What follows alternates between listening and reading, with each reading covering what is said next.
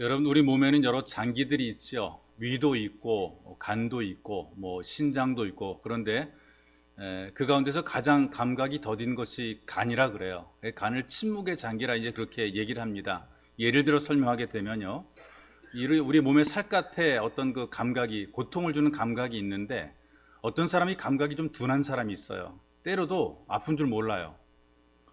세게 맞아야 좀 뭐가 왔구나 느끼고요. 반대로 찔러도 뭐가 좀 따끔하다, 그 정도로 끝나요. 어디까지 가야 되느냐? 칼로 이렇게 살을 잘라야 이게 아프구나 이렇게 느낀단 말이죠. 마찬가지로 간이라는 것이 웬만큼 망가져도 증상이 없어요. 거의 다 망가져서 회복이 안 될 만큼 되었을 때 이 증상이 이제 나타나게 되는 것이죠. 근데 이 간에 그 염증이 생겨가지고 악화되게 되면 간경화가 생기게 되는데요. 이 염증이 생겨서 기능이 좀 악화되면서 점점점 이 간이 굳어지게 되는 것을 간경화라 이렇게 얘기를 합니다. 굳어지는 것. 그러니까 우리에게 굳어지는 것 치고 좋은 것은 별로 없습니다. 혈관이 굳어지는 것도 나쁘고요. 그 다음에 간이 굳어지고 굳어지는 것 치고 좋은 것은 별로 없습니다. 이를테면 심장이 굳어지면 심장병이 생기는 것이고, 세포가 굳어지는 것이 이제 암이 만들어지게 되는 것이거든요. 굳어지게 되면 결국 사람이 죽음에 이르게 되어 있습니다. 그런데 신앙생활도 마찬가지입니다. 굳어지게 되면 더 이상 자라지 못하게 되는 것이 있죠. 그래서 굳어지게 되면 발전이 없고 그 신앙은 이제 죽은 신앙이 될 수밖에 없는데요.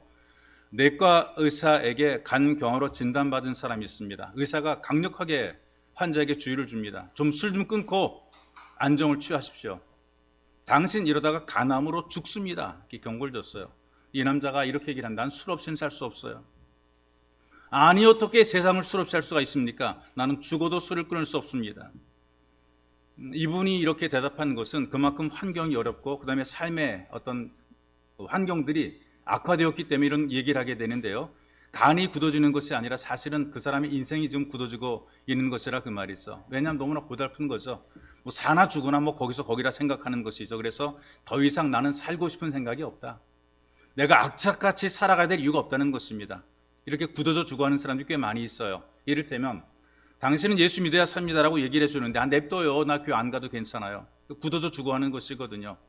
기도해야 된다고 그렇게 얘기를 해줘도 기도하지 않고 있는 사람들도 굳어지고 있는 것입니다. 예배자가 되어야 된다라고 강조하고 아무리 가르쳐도 무관심하게 살아가는 사람들은 굳어지고 있는 것이죠. 기도해야 되는데, 예배를 드려야 되는데 관심이 없는 거예요. 여러분, 이 땅의 모든 부모들은 자녀가 잘 되기를 바랍니다. 하나님께서 자녀가 된 성도들에게 잘 되라고 말씀을 주시는 것이죠. 그리고 말씀대로 순종하게 되면 치유가 되고 회복이 되어서 복 있는 사람으로 살게 되는데, 거절하게 되니까 굳어지게 되고 점점 죽음에 이르게 되고 망하게 되는 것입니다. 예수를 믿든 믿지 않던 사람들이 이 땅에 살아가면서 어떤 자기가 짊어지고 가야 될 인생의 짐이라는 게 있어요. 예수를 믿는 사람은 2개, 3개 더 많고, 안 믿으면 1개밖에 없고 이런 것이 아니라 누구든지 자기가 짊어져야 될 인생의 짐이 있단 말이죠. 여러분 볼 때 부러운 사람들이 있을 겁니다. 겉으로 좋아 보이는 사람들이 있고 행복해 보이는 사람들이 있죠. 걱정, 근심 없는 것처럼 살아가는 그런 사람들이 있어요. 그런데 그런 사람들도 속을 들여다보게 되면 말 못할 고민과 아픔과 상처를 가지고 인생을 살아가는 것입니다. 가족마다 평안한 가정들이 있는 것처럼 보이지만, 그러나 사실은 가족마다 문제가 있는데 드러내놓지 않고 살아가는 것이죠.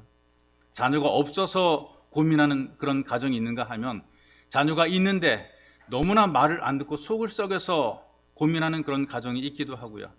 고부간의 갈등으로 고민하는 가정이 있기도 하고요. 부부간의 갈등 때문에 이혼할까 말까 고민하는 그런 가정도 있기도 한 것이죠. 또 직장과 사업의 문제 때문에 고민하는 사람들이 꽤 많이 있습니다. 사업이 안 되기 때문에 문제가 되기도 하고, 실패와 부도 때문에 고통받고 어려움을 겪기도 하지만 잘 돼도 문제가 되더라고요. 잘 되니까요, 서로 자기 몫에 눈독을 들이고 내 몫만 챙기려고 하는 그런, 어떻게 하면 이걸 통째로 먹을까 이런 생각을 가지고 있기 때문에 이것 때문에 고민하는 분들이 있단 말이죠. 직장을 잃어버려서 고민하는 분들이 있는데요, 직장을 다니지만 다니는 직장에서 잘릴까 봐 걱정하는 그런 분들이 있더라 그 말이죠. 학생들은 성적이 좋지 않아서 걱정하고 또 진로를 결정하기 위해서 고민합니다. 결국에는 인생을 살면서 누구나 문제가 있다는 것인데요, 이제 아직 초등학생도 안 된 할인이는 흔들리는 치아를 언제 뽑을까? 이번 주에 뽑을까? 다음 주에 뽑을까? 이것 때문에 고민하고 있어요. 또 우리 가장 어린 초월이 예배를 드리는데, 이 초월이는 밤에 잠을 제대로 못 자가지고 잠이 깊이 들어야 되는데 이 잠 못 자가지고 그것이 또 고민이 되는 거라 그 말이죠. 여러분, 우리 주변에 보게 되니까요, 질병으로 고통당하는 사람, 죽음을 눈앞에 두고 몸부림치는 환자도 있습니다. 그리고 이상하게 억울한 일을 당해 속상한 사람들이 꽤 많이 있단 말이죠. 결국 우리가 만나는 그 모든 사람들을 보게 되면 나름대로 고민이 있어요. 나름대로 아픔이 있어요. 나름대로 상처가 있어요. 그리고 이 문제를 해결하기 위한 어떤 그 나름대로 방법을 찾아갑니다. 여러분 가운데 이런 분들이 있어요. 나는 그런 거 없습니다. 난 지금까지 행복하게 살아왔고 고민한 것 별로 없습니다. 그런데 언젠가 생길지 몰라요. 지금까지 나는 그런 고민 없이 살았다고 생각할지 모르겠지만 그러나 앞으로 그런 일이 생길 수 있더라 그 말이죠. 사람들이 살아가면서 경제가 침체가 되니까요, 열받아서 혈압이 막 올라간다 그러더라고요. 스트레스 받아가지고 혈압이 올라간대요. 그래서 경기가 침체되게 되면 고혈압 환자가 2배로 급증한다는 것입니다. 신경 많이 쓰고 스트레스 받게 되면 혈압이 막 올라간다는 것이죠. 그리고 사망률이 3배 이상 늘어난다는 것입니다.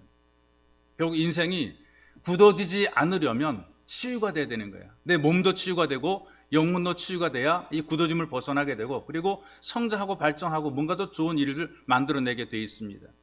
우리 그런 의미에서 본문으로 돌아가 보게 되면 이 다윗이 15살에 사무엘 선지자를 통해서 기름 부음이라는 의식을 받았습니다. 왕의 자격을 부여받는 것이거든요. 이제 이 어린 다윗은 자기 가슴속에 앞으로 이 이스라엘의 리더가 된다라는 어떤 그런 꿈이 심어지게 되었고, 그런 의식을 하나님으로부터 사인을 받게 된 것이죠. 이렇게 귀한 왕이 될 거라는 사인을 받았음에도 불구하고 이 다윗의 삶이 고난의 연속입니다. 블레셋의 거인인 골리앗을 물리쳐서 소년 영웅이 되었어요. 그래서 이스라엘의 군대 장관이 됩니다. 젊은 나이에 출세한 것이죠. 그런데 최고 권력자였던 이 사울의 시기와 질투로 도망자로 살아갑니다.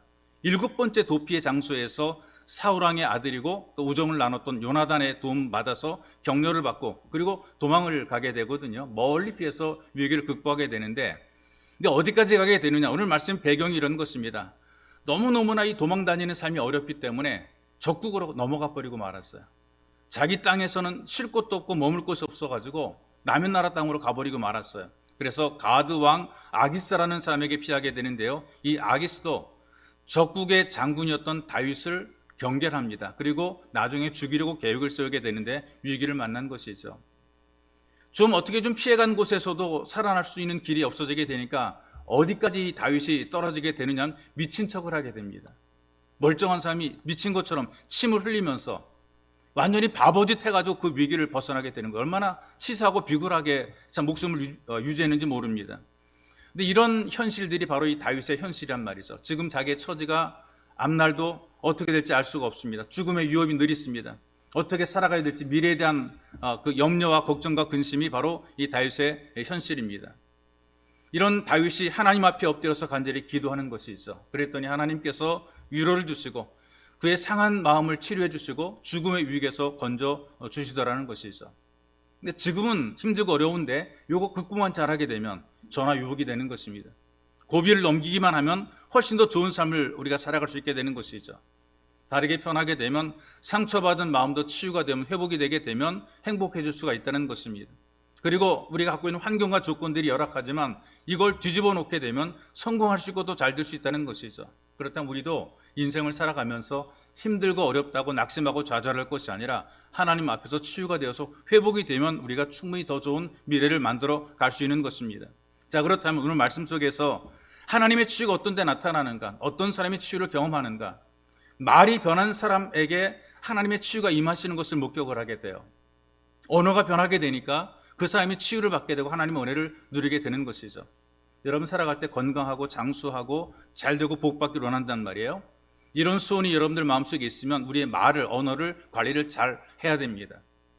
우리의 혀를, 우리의 언어를 어떤 악하게 사용되는 것을 금해야 되고 악담이라든가 험담이라든가 저주를 한다거나 이간질하는 이런 일을 해서는 안 된다는 것이죠. 하나님께서는 혀가 복있는 사람에게 관심을 가지시고 그에게 귀를 기울이시는 것입니다. 그래서 이런 말이 있더라고요. 말이 변하니까 인생도 변한다. 혀가 치유가 되게 되면 여러분들의 삶의 치유가 나타나게 돼 있어요. 여러분 혹시 부메랑이라는 거 들어보신 적이 있죠? 부메랑. 과일도 따고 그다음에 또 무기로 쓰기도 하는 것입니다. 던지면 던진 사람에게 다시 되돌아오는 무기입니다. 말에도 이 부메랑의 법칙이 있습니다. 여러분들이 말을 하게 되면요, 다른 사람이 듣기 전에 먼저 여러분들의 귀가 듣게 돼 있어요. 그리고 입에서 나간 그 말이 이웃에게 영향을 미칠 뿐 아니라 결국 나에게 돌아와서 내게도 그런 동일한 영향을 미치게 돼 있습니다. 누에고치가 입으로 집을 짓고 살거든요. 누에고치가 입에서 씨를 풀어서 자기 집을 짓는 게 고치를 만들어가는 거란 말이죠. 그런데 사람도 마찬가지로 자기가 하는 말을 통해서 자기 인생의 집을 지어가고 있다는 것입니다. 믿음의 말을 하게 되니까 믿음의 집이 지어지게 되는 것입니다. 사랑의 말을 하게 되면 사랑의 집이 지어지게 되는 것이고요. 소망의 말을 자꾸 하는 사람들에게는 소망의 집이 지어지게 되어 있습니다. 지금 여러분들의 모습이 어떤 모습이냐 하면 여러분들이 계속 과거에 해왔던 그 말대로 되어지고 있는 거예요. 내가 예전에 어릴 때부터 해왔던 그 모든 말의 습관처럼 된 것이 바로 지금 여러분들의 모습이란 말이죠. 자, 그렇다면 이 말의 크기가 여러분들의 인생의 크기를 결정하는 것이에요. 시편 81편 10절의 말씀 보니까 이렇게 말씀하십니다. 내 입을 넓게 열라 내가 채우리라. 입을 넓게 열래요. 하나님이 채워주겠다는 것입니다. 그래, 입도 커야 밥숟가락도 큰 게 들어간다는 말이죠. 이거 허풍떨락 그런 얘기는 아니고요. 불신의 말을 버리고 믿음의 말을 하라는 것입니다. 부정적인 이야기를 버리고 긍정적인 말을 계속하라는 것입니다. 비난을 말하지 말고 칭찬과 격려의 말을 하라는 것이죠. 여러분들이 소원을 말할 때도요, 내 소원만 말하고 내 앞가림만 말할 것이 아니라 나 하나만 잘 되기를 바라는 소원을 말할 것이 아니라 나를 통해 내 주변의 모든 사람이 잘 되기를 바라는 소원을 말하라는 것입니다. 남을 해치고 나 하나 잘 되기 위해 살아가는 것이 아니라 내가 잘 됨으로 남들도 잘 되게 만들겠다는 그런 말을 하면서 살아가라는 것이에요. 이유가 뭐냐 하면 여러분들이 그 돌을 들고 연못에 던지게 되면 파장이 일어나지 않습니까? 근데 그 파장이 전체로 퍼져나간단 말이죠. 건너편에 있는 사람의 손에게 느끼기까지 파장이 가기도 한단 말이에요. 내 입도 마찬가지로, 우리의 말도 마찬가지로 내 입에서 말이 딱 떨어지는 순간에 다른 사람에게로 파장이 퍼져나가게 돼 있단 말이죠. 그래서 여러분, 사람들이 만나는 모습 보니까 거의 끼리끼리 만나게 돼 있습니다. 비슷한 사람을 만나게 돼 있단 말이죠. 왜냐하면 내가 한 말대로 그런 환경이 만들어지게 돼 있어요. 여러분, 늘 모여 수근거리는 그런 분들이 있단 말이에요. 수근수근하고 어떤 말을 하든 뭐 수근거리는 분들이 있으면 그런 사람끼리 모이더라고요. 그러니까 계속해서 수근수근대는 그런 사람끼리 모여서 수근거리며 살아가는 것이란 말이에요. 끼리끼리 논다 그런 말이 있는 것처럼 그런 사람들이 모이는 거예요. 부정적인 말을 계속하게 되면 부정적인 파장이 나가게 돼 있어요. 내 주변에는, 그 사람 주변에는 다 부정적인 사람, 뭔가 삐딱하게 보는 사람만 모이게 돼 있어요. 삶 자체가 부정적으로 인생을 살게, 좋게 보는 것 별로 없고 다 삐딱하게 봐요. 다 문제 있게 보고 나쁘게 보는 것입니다. 좋은 것 많아도 좋은 것은 덮어놓고 나쁜 것부터 보게 되는 것이란 말이죠. 비판적인 말을 많이 하게 되니까 비판적인 파장이 나가게 돼 있으면 또 비판적인 사람이 또 모여들게 돼 있단 말이죠. 그런 환경이 만들어지게 돼 있어요. 여러분, 행복한 말을 자꾸 하다 보게 되니까 행복한 파장이 전달되게 되면 이 곁에 그 사람 주변에는 행복한 사람들이 모여들고 행복한 환경이 만들어지게 돼 있습니다.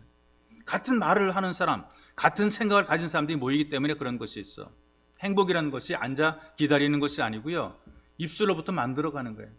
내 입에서부터 행복을 말하고 기쁨을 말하고 감사를 말할 때 행복이 만들어지게 되는 것이란 말이죠. 만약에 제 말이 이해가 잘 안 되시거들랑요, 여러분 주변 사람들 좀 관심 있게 한번 살펴보시기 바랍니다. 여러분 주변에 만나시는 분들과 아시는 분들이 있잖아요. 그런 분들 한번 생각해 보시고 그들 한번 관찰해 보세요. 절망적인 말을 많이 하는 사람들 중에 소망 있는 사람, 그런 삶을 사는 사람들은 없어요. 소망을 막 말하는 사람 가운데에 그 어떤 절망을 살아가는 사람이 없단 말이죠. 그리고 그 말이 거친 사람들 있지 않습니까? 그런 사람들 가운데 이 참 그 편안한 마음을, 편안한 모습을 가지고 살아가는 사람도 없단 말이죠. 말이 거친 사람들은 거친 사람들이 모여들기 때문에 거친 삶을 살아갈 수밖에 없는 것이란 말이죠. 부정적인 말을 자주 하는 분들이 있잖아요. 안 된다, 못한다 이런 말 많이 하는 그런 분들 가운데 앞장서 일하시는 분을 보신 적이 있나요? 일단 안 된다부터 얘기하고 못한다부터 일단 먼저 얘기하고 이건 아니다라고부터 얘기하고 부정적인 것을 먼저 얘기하는 사람치고 앞장서서 일하시는 분들은 거의 없습니다. 자기 말이 그렇게 말하기 때문에 그런 마음의 태도나 삶의 준비가 되어 있지 않기 때문에 그런 것이죠. 비방을 자주 하는 분들이 있지 않습니까? 비판을 많이 하는 그런 분들이 있잖아요. 그런 분들 가운데 주변에 칭찬받는 분들이 있나요? 비판적인 사람 주변에 그를 칭찬하는 분들이 있는지 한번 잘 보시기 바랍니다. 남들을 무시하는 사람, 무시하는 말을 자주 하는 사람들 가운데에 존경받는 분이 계신가요? 남을 자꾸 무시하는 말을 하는 사람들 가운데 스스로 자기도 존경받지 못하고 살게 돼 있단 말이죠. 왜 그러냐? 자기 입술 열매를 스스로 먹고 사는 것입니다. 우리가 갖고 있는 고질적인 습성이 하나가 힘들고 어려울 때 뭐라 그래요? 아유 죽겠다. 아이고 죽겠네. 그런 말 자주 한단 말이에요. 힘들고 나오는 말이 아이고 죽겠네요. 답답해 죽겠다. 어려워 죽겠다. 배불러 죽겠다. 배고파 죽겠다. 만사가 다 죽겠다로 이제 그 결과를 만들어내게 되는데 그 말 계속 하다 보니까 그 말에 자기가 얽매이는 경우들이 있습니다.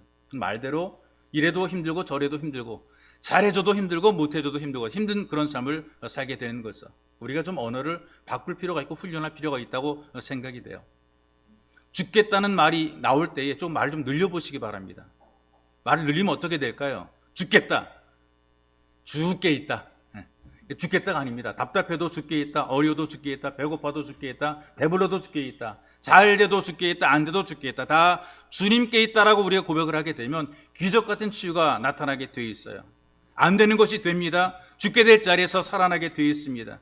원망과 탄식이 변해서 기도가 되는 것이고요. 속상한 말이 바뀌어서 찬양이 되는 것입니다.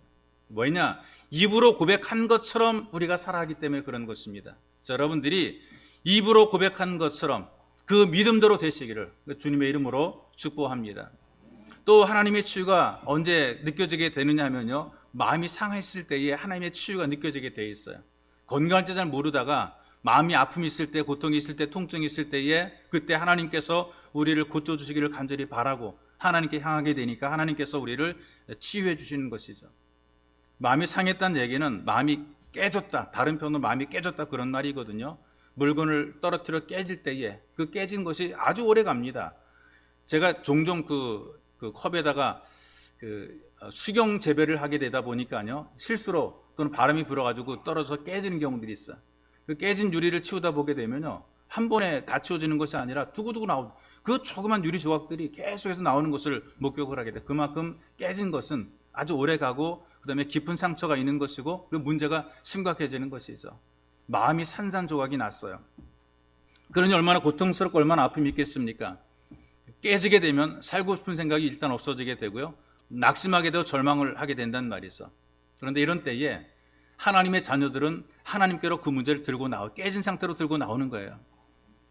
이 깨진 상태로 들고 나오게 되니까 하나님께서 깨진 것을 치유해 주시는 그런 은혜를 누리게 되는 것이죠. 그 시편의 말씀 51편 17절에 이렇게 얘기를 합니다. 하나님의 구하시는 제사는 상한 심령이라, 깨진 마음이라는 거예요. 하나님이여 상하고 통해하는 마음을 주께서 멸시하지 아니하시리이다. 아픔이 있어요. 고통이 있어요. 자기 죄 때문에 문제가 많아서 이런 고통을 가지고 주님께 나오게 될 때 주님께서 멸시하지 않고 그걸 받아주셔서 치료해 준다는 것이죠. 여러분, 아픔과 상처가 있을 때에 자꾸 다른 데 찾지 마시고 하나님께로 나와야 되는 것입니다. 하나님께로 가까이 와야 되는 거예요. 기도하게 되면 가까이 해주시고, 하나님을 의지하려는 그런 간절한 마음을 가질 때 가까이 해주시고, 난 정말 주님밖에 없다는 고백할 때에 예배의 자리에서 주의 말씀을 간절히 사모할 때 하나님께서 우리에게 가까이 해주시는 것이죠. 제가 보게 되면, 성도를 관찰해 보게 되니까 간절함으로, 정말 간절함으로 하나님을 찾는 사람들이 계신데요, 그분들의 모습을 보니까 마음이 깨진 상처를 갖고 있는 분들이 꽤 많습니다. 평상시 때는 이 간절함이 없다가 마음이 깨지니까 간절해서 하나님을 찾게 되고 하나님께 구하게 되는 것을 목격을 하게 돼요. 잘나서 살아가는 것처럼 잘난 척하다 코가 깨져서 결국에는 겸손하게 되고요, 그런 자기를 받아주시는 하나님, 자기를 위로해 주는 그 하나님을 더욱더 사랑하게 되고요, 그러다 보니까 상처가 치유가 되고 오히려 삶의 의욕이 넘치는 힘 있는 삶으로 다시 시작을 하게 되는 것입니다. 미국의 코넬 대학 의과대학에서 교수들이 환자들의 회복기, 어떤 환자가 빨리 회복되는가에 대한 연구를 한 적이 있어요. 똑같은 병으로 이제 병상에 입원해 있는 환자들인데 그 환자들을 이를테면은 검사를 쭉 해보고 그 다음에 또 설문을 조사해보게 되니까 아무도 찾아오자는 환자는 이 병이 빨리 안 낫는데요, 병이 길어진대요. 자꾸 찾아와서 위로해주고 뭐 친구라든가 친지라든가 가족이 찾아와서 그 문병해주는 이런 그 환자들이 빨리 일어난다는 것이죠. 근데 여러분, 살아가면서 많은 분들이 고독을 경험하죠. 가족 간에도 고독을 경험할 때가 있습니다. 한 입을 덮고 자는 부부도 고독할 때가 있단 말이죠. 때로는 친구도 떠나고 이웃도 떠나고요, 가족도 한 명 두 명 떠날 때가 있단 말이죠. 부모님 돌아가시고 형제 자매들이 떠나갈 때가 있단 말이죠. 그런 이런 인생에서 이 고독을 위로할 사람이 사실은 거의 없습니다. 근데 나를 위로하던 사람들도 떠나가 버리니까요. 이런 경우들이 있어요. 아침에 잘 다녀오겠다고 인사하고 나간 사람도 돌아오지 못하는 경우들이 있단 말이죠. 우리가 인생을 살아가면서 참 서로 사랑하며 살아도 참 모자란 이런 세상에서 서로 뭐 갈등하고 미워하고 살아간다는 것 손해입니다. 막 바가지 긁으며 살아갈 이유가 없단 말이죠. 서로 위로해주고 함께해주고 격려하고 살아가야 되는 것입니다. 왜냐하면 우리 모든 사람들이 한 번 가면 영영 가는 아쉬운 당신이기 때문에 그렇죠.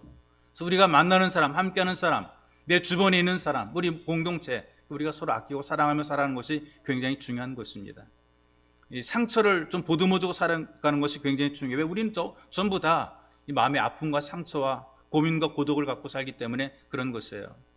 근데 이런 아픔과 상처를 가지고 주님께 나오게 된 주님께서 우리를 싸매 주십니다. 요즘엔 좀 뜸해졌는데 가나안 농군 학교가 그 새마을 운동의 어떤 모체가 되고 굉장히 유명했어요. 그래서 회사에서 이 가나안 농군 학교로 정신 교육을 받으러 가고 그랬단 말이죠. 신앙으로 살도록 훈련하는 곳인데요. 그 한 청년이 그곳에 가서 고구마를 캐는데 고구마가 호박만큼 큰 거예요.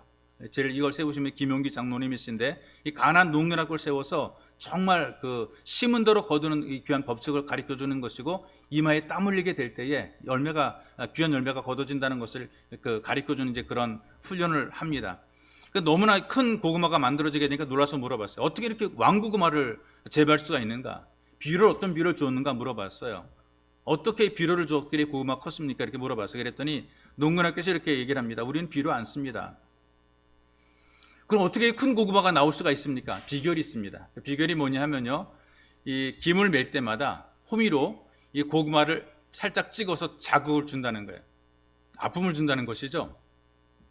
성장하는 과정 속에서 이 고구마한테 자꾸만 아픔을 주는 상처를 내게 되면 고구마가 상처가 아무는 과정에서 열을 받아 커진다는 거예요. 이 상처받은 것을 더 커버하려고 점점 커지게 된다는 거죠. 우리 주변에 보게 되면 반듯하게 성장한 분들이 있잖아요. 성공한 분들이 있어요.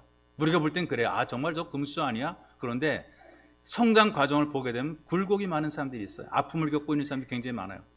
충격을 받은 사람, 이런 사람들이 오히려 반듯하게 성장해서 큰 어떤 그 역할을 하는 모습을 보게 됩니다. 살면서 겪었던 마음의 상처와 고난과 고통들이 오히려 그로 하여금 더 큰 성공과 열매를 만들어내는 것이죠. 여러분 진주도 마찬가지 아닙니까? 상처받은 조개에서 이 진주가 만들어지게 되는 거예요. 온전한 조개, 상처받은 이 조개가 이 진주를 만들어내는 거란 말이죠. 여러분들이 살아가면서 뭐 가정이라든가 사업이라든가 상처를 받고 고통을 당했어요. 망하는 것 절대로 아닙니다. 왜냐? 하나님께서 마음이 상한 자를 가까이 해주신다 그랬어요. 여러분 우리가 마음이 상했어도 어떤 고통이 심하다 할지라도 하나님께서 함께 하신 믿고 우리가 이것을 잘 감당해내게 되면 충분히 큰 일도 감당해내는 것입니다. 깨진 마음 때문에 아픔이 있지만 함께 하시는 하나님이 계셔서 치유를 받을 뿐 아니라 더 잘되는 삶이 되시기를 주님의 이름으로 축복합니다. 또 이 하나님의 그 치유라는 것이 통회하는 자에게 구원을 베푸시는 것으로 나타나는 것으로 성경이 우리에게 알려주고 있습니다. 충심으로 통회하는 자가 영혼 깊은 곳에서 자기의 죄를 깊이 뉘우치는 사람이란 말이죠. 정말 하나님께 간절함을 가지고 있는 사람이란 말이죠. 그리고 자기의 어떤 처지, 무능과 어떤 자기의 환경을, 이 비참한 환경을 인정을 하고 나는 하나님의 도우심이 없이는 살 수 없다라는 간절함으로 기도하는 바로 그런 사람들에게 구원의 손길이, 해결의 손길이 임하게 된다는 것입니다. 여러분 이때의 기도, 정말 어떤 문제가 생겼을 때의 기도는 간절한 통의 기도죠. 똑같은 문제가 생겼더라도요, 하나님께 기도하는 사람들, 간절히 기도하는 사람들은 거기서 해결이 되지만 기도하지 않게 되니까 절망하게 되고 스스로 목숨을 끊어버리는 경우들이 많아요. 보세요. 성경에 보게 되면 정말 간절함으로 문제 해결해서 하나님께 나갔던 사람, 통회하는 마음으로 하나님께 나갔던 사람들은 문제를 해결받게 됩니다. 그 대표적인 예가 사무엘상 10장에 나오는 1장 10절에 나오는 한나라는 여인의 간절한 기도거든요. 한나가 마음이 괴로워서 여호와께 기도하고 마음이 괴로워서 기도하고 통곡하며, 이 통회하는 그런 그 기도란 말, 통곡하며 이렇게 그 소개를 하고 있어요. 그런데 이 아이를 낳지 못해서 남편을 빼앗긴 아픔이 있었어요. 통곡할 수밖에 없는 현실이죠. 나는 아내인데, 그 남자의 아내인데 아이를 낳지 못해서 그 남자가 자기를 두고 아이를 낳게 다른 여자를 또 선택하라는 그런 모습을 두 눈을 뜨고 봐야만 되는 현실 앞에 얼마나 마음의 상처가 크겠습니까? 하나님께 기도한 하나님, 나에게도 태의 문을 열어주셔서 아기 낳게 만들어 주세요. 간절히 기도했단 말이 있어. 하나님께 통곡했어요. 다른 거 한 거 아무것도 없어요. 좀 살려 통곡한 거예요. 그런데 하나님께서 그 한나의 기도를 들어주시고 사무엘의 어머니가 되게 하시고 세 아들과 두 딸의 어미가 되게 만들어 놓으신 것입니다. 근데 문제가 생겼을 때 스스로 문제 해결하겠다고 발버둥 치는 사람 보니까 결국은 오래가지 못해 낙심하고 절망하더라고요. 하나님께 통곡하며 기도할 때 하나님께서 회복시켜 주시는 것입니다. 새로운 마음도 주시고 위로해 주시고 우리에게 희망을 주셔서 기도하는 자에게 응답으로 참 우리 삶을 복되게 만들어 놓으시는 겁니다. 예수님께서도 마태복음 5장 4절에서 팔복 얘기하시면서 애통하는 자는 복이 있나니 저희가 위로를 받을 것이며 그랬어요. 하나님께 나와서 진수로 애통하게 될 때 하나님의 위로를 받게 됩니다. 여러분들이 어디 가서 위로를 받으시겠습니까? 무엇을 통해 위로를 받으시겠습니까? 하나님 앞에 나오게 될 때에 소원을 이루게 되고 하나님께 나오게 될 때 병에서 고침받게 되고 하나님께 나오게 될 때 죄사함을 받게 되는 것이거든요. 근데 사람들이 하나님께 나오는 것보다 자꾸만 다른 것을 찾으려고 그래요. 내 속에는 응어리를 풀기 위해서 뭔가를 자꾸 찾는 경우들이 굉장히 많이 있어요. 그러나 수많은 사람이 지금 이 풀지 못한 응어리를 가슴에 끌어안고 살아가는 경우들이 굉장히 많아요. 일본 어떤 기업에서요, 기발한 아이디어 하나를 내놨습니다. 전화를 개설했어요. 무슨 욕이든지 들어준다고 광고를 했습니다. 이게 무슨 의미냐? 직원들의 화풀이를 받아주겠다는 것이죠. 또 심하게 되면 마음껏 때릴 수 있는 그 인형을 만들어 놓고 마음껏 때리게 만드는, 시간 정해놓고 때리게 만드는 또 그런 공간도 만들어졌습니다. 전화가 빗발치듯 걸려왔다는 것이죠. 막 욕을 하는 거예요. 상사 욕을 하고, 그 다음에 또 자기한테 아픔을 준 사람 욕을 하고, 막 쌍욕을 막 하고 막 그래요. 근데 그렇게 욕을 한참 하고 나게 되면 마음속에 있는 것이 좀 풀어지더래요. 제 친구가 목사인데요, 목사인 친구가 나한테 하는 말이, 야, 이 쌍욕 확 하니까 속이 풀어지더라. 하도 열받아가지고 막 그냥 욕을 확 해고 났더니 속이 풀어. 그런 얘기를 하더라고요. 뭔가 쌓여있을 때 그걸 좀 털어내야 이게 좀 풀어지게 된단 말이죠. 그런데 이렇게 해서 풀어지는 경우들이 있지만 하나님께 기도할 때에 치유의 능력이 체험되는 것입니다. 고통이 있고요, 분노가 있고요, 절망도 있고 아픔도 있고 실망도 있어요. 근데 우리 마음속에 찌꺼기를 막 토해내야 된단 말이죠. 이거 다 토해내게 되면 하나님께서 평강을 허락해 주시는 것입니다. 살면 스트레스 많이 받게 되면 하나님께 나와서 이 쌓인 것을 우리가 입으로 고백하는 것입니다. 토하는 것입니다. 그럼 우리가 이 스트레스 풀려지게 되고 하나님의 은혜를 누리게 되고 치유를 회복하게 되는 것이죠. 여러분, 하나님과 기도하는 것, 통념에 기도하는 것은 하나님께 도움을 청하는 것이고 하나님께 통곡하는 것이고 내 마음을 토해 놓는 것입니다. 기도를 통해서 이 일을 진행하다 보게 되니까 기쁨과 평강과 위로를 누리게 되는 것입니다. 그 건축 현장에서 책임자로 일하다가 사고를 당하신 분이 계세요. 담벼락이 무너지는 바람에 그만 그 허리를 심하게 다쳤어요. 이러다 보게 되면 이런 안전사고들이 종종 일어나게 되죠. 어떤 사람은 뭐 죽는 경우도 있고요. 이분은 허리를 다쳐가지고 자리에 눕게 됐습니다. 병원의 치료를 오래도록 받게 되는데 직장에 나가지 못하게 되니까 그 생계로 가족을 부양할 수 없게 됐어요. 그리고 오래도록 집에서만 누워있다 보게 되니까요, 합병증이 생깁니다. 그게 급성 폐결핵까지 생기게 됐습니다. 몸이 막 꼬챙이처럼 말라가요. 그래서 건장했던 사람이 한 7, 80kg 나가시는 분이 40kg까지 가니까 이제 굉장히 꼬챙이 좀 마른 거죠. 거의 뭐 반이나 말랐지 않았습니까? 입에서는 기침할 때마다 쿨럭쿨럭 피가 막 넘어옵니다. 그냥 죽어가는 거예요. 그냥 그렇게 누워가지고. 장모님께서 먼저 세상을 떠났습니다. 유언했어요. 여보게, 자네도 예수 믿게. 예수 믿어야 병 고침 받고 하나님의 기적을 체험할 수 있네. 이게 돌아가신 장모님의 유언입니다. 절망적인 상황 속에서 장모님 말씀이 생각이 나는 거예요. 그래서 아내와 함께 교회 가기로 작정했어요.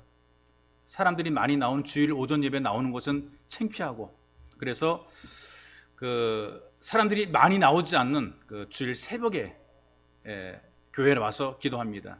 하나님에 대해서는 아무것도 몰라요. 그런데 눈물이 막 쏟아지는데 주체할 수가 없는 겁니다. 자기도 모르게 눈물이 막 쏟아지는 거죠. 뒷자리에 앉아가지고 실컷 울었어요. 왜? 자기 신세가 처량하고 앞으로 살 길이 막막하고 삶과 죽음의 길을 오락가락하고 슬퍼서 울었어요. 이러다 죽게 되면 얼마나 허망한가. 그리고 그 가장 깊은 마지막 마음속에 하나님이 계신다면 제발 나를 도와주시기를 간절히 바라는 마음으로 울었어요. 나 너무나 힘들지만 그러나 하나님이 살아 계시기만 하면 제발 좀 나를 좀 도와주세요. 이런 마음으로 운 거예요. 근데 참 창피하긴 하지만 집에 돌아오니까 왠지 모르게 마음이 편했습니다. 그래서 계속 교회 가서 울었어요. 그 일 이후에 주일이 지나고 세 번째 주일이 됐어요. 근데 계속해서 새벽마다 간 거죠. 사람 많이 다닐 때 안 가고요. 친구가 보더니 야, 너 혈색이 좋아졌다. 보더니 그렇게 얘기해. 혈색이 좋아졌다. 너 병원 가서 검진 한번 다시 좀 받아봐라 그랬어요. 그래서 재검진을 받았단 말이죠. 의사가 놀라고 얘기하는 것이 이 결핵균이 사라졌어요. 다 낫네요. 그 말 듣고 자기도 놀라버렸습니다. 하나님께서 언제 자기의 병을 고쳤는지 자기도 몰라요. 근데 중요한 것은 치유가 된 것이죠. 건강을 되찾았습니다. 그리고 건강진단서를 가지고 다시 또 일도 하게 됐단 말이죠. 하나님께 나가서 울기만 했어요. 제발 하나님이 살아계시면 나 같은 사람도 제발 좀 살려주세요 라고 울기만 했어요. 그랬더니 하나님께서 그 병을 고쳐주신 것이 있어. 진심으로 통회하는 사람, 정말 마음으로 통회하는 사람 하나님이 구원해 주시는 것입니다. 기도하는 사람에게 은총을 베풀어 주시는 것입니다. 여러분도 다른 데 찾지 마시고 하나님께 나와서 간절히 울면 하나님께서 여러분들을 치유하고 회복시켜 줄 줄로 믿습니다. 그리고 또 하나는 고난 당하는 자를 하나님께서 보호하셔서 치유하시는 모습을 말씀을 우리에게 알려주고 있는데요. 고난 당할 때 하나님의 치유가 더 강하게 임하는 것을 체험하게 되죠. 이를테면 악행을 한 사람들에게만 고난이 임하는 것이 아니고요. 의롭게 살고자 하는 사람들에게 고통이 있단 말이죠. 죄 짓지 않고 정직하게 살고자 할 때도 고난이 있어요. 그래서 의인도 고난을 당하기 때문에 19절의 말씀 보니까 의인은 고난이 많으나 여호와께서 그의 모든 고난에서 건지시는도다 그랬어요. 하나님께서 피할 길 주시고 건져준다 그 말이거든요. 하나님과 동행하고 말씀대로 순종해 살려고 그러니까 하나님께서 그를 긍휼히 여겨 주시고 그를 도와주시는 것입니다. 말씀대로 되어질 것을 믿는 그 믿음을 보시고 하나님께서 보호해 주시는 것이죠. 여러분 성경에 보세요. 하나님 우리를 보호할 때 눈동자같이 보호한다 그러잖아요. 그렇게 예민하게 우리를 보호하시고 어깨 사이에 거하게 하신다 그랬거든요. 이 어깨 사이에 거하게 하신다는 게 무슨 말이냐면 우리가 아이들을 그 아빠가 목마 태우는 경우들이 있잖아요. 그 다리 사이에 이렇게 그 목마를 태우는 경우들이 있단 말이죠. 목마를 태워서 가면은 아이가 편안하게 가는 것은 그렇게 안심하게 우리를 보호하신다는 거죠. 성경에 보니까 독수리가 새끼를 보호하듯이 그렇게 보호한다 그랬어요.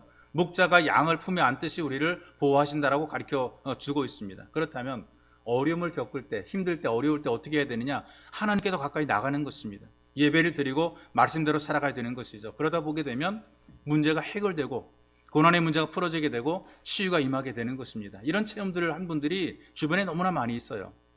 여러분 거울들 건축하는 데 가게 된 대부분 거울들 아파트 화장실에다 이제 달게 되는데 가장 많이 팔리는 거울이 보험이라는 거울이란 말이죠. 그 대표가 이용덕 장로님이신데요.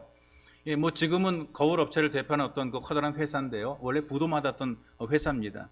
98년 1월에 이제 부도가 나기 전에 이 회사가 국내 여러 그 건설 업체로 납품을 하는 그 한국 어떤 대표적인 거울 생산 업체였단 말이죠. 그런데 중소기업 건설인데 중소기업 건설 회사에서 20억짜리 어음을 받았어요. 근데 그게 부도가 난 거예요. 이 하나 부도가 나게 되니까 연쇄 부도가 돼가지고요. 공장 문을 닫을 그런 위기를 만나게 된 거죠. 당시에 교회 집사였던 이용덕 사장이 인생은 끝났다라는 순간에 어떤 걸 생각했느냐면 하나님의 말씀을 들었어요. 예배를 드리면서 말씀을 들으면서 자 그렇다면 우리가 고난당할 때 하나님께서 함께 하신다 그랬다. 피할 길도 주신다 그랬고 그리고 하나님께서 인도해 주신다고 했는데 이 말씀을 내가 믿고 순종해보자라는 그런 믿음을 가지고 공장에서 숙식을 합니다. 직원들과 함께 먹고 자면서 밤과 새벽에는 계속 교회 가서 하나님께 간절히 기도했어요. 근데 그런 사장의 모습 본 직원들이요 감동이 돼가지고 자기 집을 담보로 대출 받아가지고 회사에 돈을 빌려주는 거예요. 저리로. 이런 미친 사람들이 어디 있습니까? 회사에 가는 이유는 그 회사에 돈을 받으려고 하는데 이 직원들이 지네 집을 담보로 잡아서 회사에 돈을 빌려주는 일들이 일어나게 되는 거죠. 직원들이 일찍 와서 청소하고요. 그 다음에 직원들이 열심히 일하고 막 이러다 보니까요. 채권자들이 막 빚받겠다고 오게 되면 그 상대하기 싫어가지고 도망가고 막 그래. 와가지고 막 깡패짓하고 사람 동을 협박하고 막 이러니까 그런 사람 상대하는 게 두려워가지고 다 도망가는데 두려워하지 않고 시간 좀 갖겠다 그러는 거예요. 모두가 한결같이 우리 시간 좀 갖겠다 이렇게 얘기를 했어요. 이렇게 모두가 한마음 돼가지고 일을 시작하게 되니까 돈 받으러 온 사람들이 뭐라고 말하냐. 외상으로 물건 대줄 테니까 한번 해봐라고. 외상으로 물건 대줍니다. 악착같이 돈 받으려고 왔던 사람들이요, 오히려 그렇게 해야지. 그럼 된다고 격려해주고 하는 거예요. 그리고 위기를 극복해내게 됩니다. 그런데 위기를 극복할 때에 이 영독 대표가 하나님께 간절히 새벽에 가서 기도하고 밤에 가서 기도하고 그래요. 잠은 회사에서 자면서 기도하면서 어떤 기도했냐면은 좀 뭔가 획기적인 어떤 제품이 만들어져서 이걸 극복할 수 있게 해달라고 간절히 기도했어요. 근데 기도하는 중에 하나님이 지혜를 주시는데 김서림 방지 거울. 화장실이라든가 목욕탕에 가보겠는데 김서림 때문에 자꾸만 닦아야 된단 말이죠. 그런데 김서림 방지 거울, 김이 안 서리는 거예요. 그 더운 김이 올라와도 김이 안 서리는 김서림 방지 거울엔 특수 거울을 제작에 성공을 했어요. 그래서 국제 특허를 냈습니다. 일본과 미국에 수출했어요. 수백만 달러를 벌어들여서 빚 갚고 회사 살리고 직원들 다 살리고 한 명이 만 명을 먹이는 대단한 역할을 하게 된 것이죠. 아무리 고난 속에 있을지라도 하나님 믿고 예배자가 되게 될 때 하나님께서 그를 보호하십니다. 진짜 믿으면 진짜 믿는 그 사람을 하나님이 책임져 주시는 거란 말이 있어. 여러분, 불행한 환경 속에서 믿음의 말을 자꾸 하세요. 마음에 상처가 많다 할지라도 낙심하지 마세요. 그리고 문제가 많아도 기도하십시오. 고난 속에 우리가 믿음으로 살게 되면 하나님께서 우리를 치유해 주십니다. 하나님의 능력을 체험하면서 치유받는 복된 예배자가 되시기를 주님의 이름으로 축복합니다. 기도할 때 주의 말씀이 우리의 기도의 제목이 되시기 바랍니다. 여러분, 기도할 때에 들었던 말씀들이 기도의 제목이 되어서 사람마다 문제가 없고 힘들지 않은 사람이 어디가 있겠어요? 다 문제가 있고 다 힘듭니다. 그런데 입으로부터 믿음의 말을 해야 돼요. 부정적인 말 다 치워버리고 믿음의 말을 해야 됩니다. 상처 받지 않은 사람이 누가 있습니까? 다 상처받았습니다. 어릴 때부터 자라온 지금까지 우리는 상처 속에 살았지만 그렇다고 해서 상처받았다고 여러분들이 낙심할 필요 없습니다. 여러분들이 하나님을 의지하면 됩니다. 우리가 문제가 왜 없겠어? 문제 많아도 기도하면 되는 것이고, 고난이 있다 할지라도 이 고난 속에서 우리가 믿음으로 살게 되면 우리가 치유를 체험하게 됩니다. 주여, 하나님의 치유가 주 앞에 있는 우리의 삶 속에 임하게 만들어 주시고, 하나님의 치유와 회복의 은혜가 예배를 드린 예배자의 삶에 임하게 도와주옵소서. 내가 여기 있습니다. 주님 앞에 있습니다. 나를 고치시고 나를 치유하시고 나를 회복시켜 주시고 나를 새롭게 만들어 주옵소서. 이렇게 여러분들이 간절히 기도하기 원한다. 기도하겠습니다. 살아계신 아버지 하나님, 고맙고 감사합니다. 우리에게 은혜를 베풀어 주시고 우리를 사랑하셔서 삶 현장 힘들고 어려운 환경 속에 있을지라도 우리에게 은혜를 베푸시고 예배를 드리게 불러주시니 고맙고 감사합니다.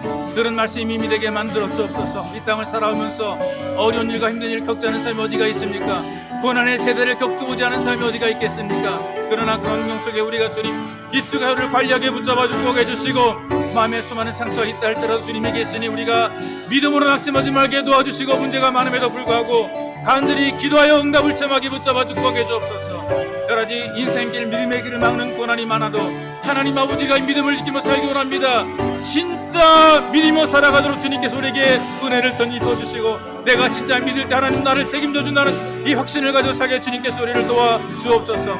우리 모두가 예배자가 하나님의 치유를 체험하기를 원하며 소망하오니 주님 능력의 장육에 붙잡으셔서 우리가 하나님의 은혜를 체험하게 만들어 주시고 능력을 체험하게 붙잡아 주고 하시고 회복이 되게 도와주시옵소서. 강하고 담대해지게 만들어 주시옵소서.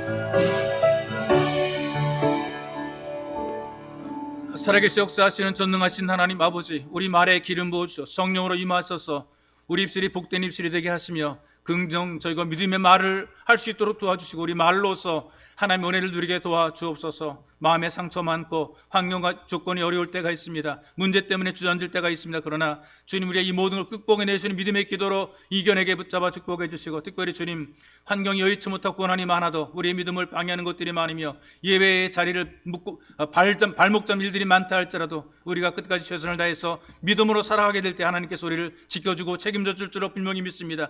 진짜 믿음을 가지고 하나님이 책임져 주시는 이 위대한 은혜를 누리며 살아가도록 이 모든 교우들에게 은혜를 덧입혀 주시옵소서. 약함들이 치유되기 원합니다. 마음의 상처가 회복되기 원하며 소망합니다. 저들이 믿음으로 강해지고 담대해지게 도와주시고 세상 어디에 내놓아도 힘있게 살아갈 수 있는 능력자가 되도록 주님께서 은혜를 덧입혀 주옵소서. 보배로우신 예수님의 이름으로 기도하옵나이다.